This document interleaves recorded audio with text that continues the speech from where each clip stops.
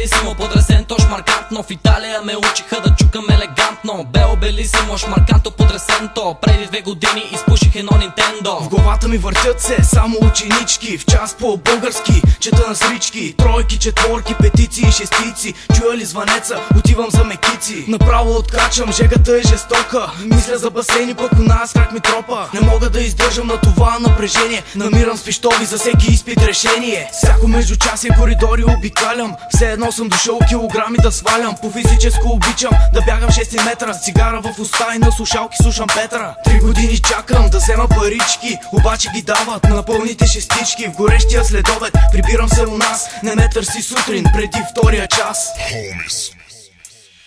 Звънец е за влизане, аз съм още от дома. Грях е да се става толкова рано сутринта. От снощи още ме боли главата.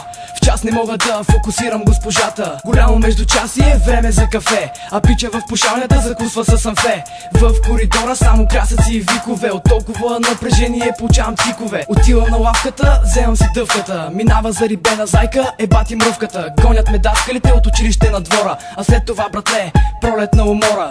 Имам чувството, че скоро ще се разпадна. Чудя се след даскал, кое кафе е да нападна. Яш череши, после в кенефа напани. Както казва Криско, моите набори са лакоми. Бело белисимо, потресенто, шмаркантно. В Италия ме учиха да чукам елегантно. Бело белисимо, шмарканто, потресенто. Преди 2 години изпуших едно Нинтендо. Бело белисимо, потресенто, шмаркантно. В Италия ме учиха да чукам елегантно. Бело белисимо, шмарканто, потресенто. Преди 2 години изпуших едно Нинтендо. С неизвинено отсъствие ми започва песента. Когато дойдат зайците, идва и есента. Гимназията, братле, ми даде супер дисциплина. Наизуст научих всичките кафета за година. Пребрах се в 10-ти клас на Копеле от дома. Точно тогава за мене почваше купона. Къде си, хоро, пита майка ми, пиян парам. В антрето баща ми вика, де сбъркахме с детето.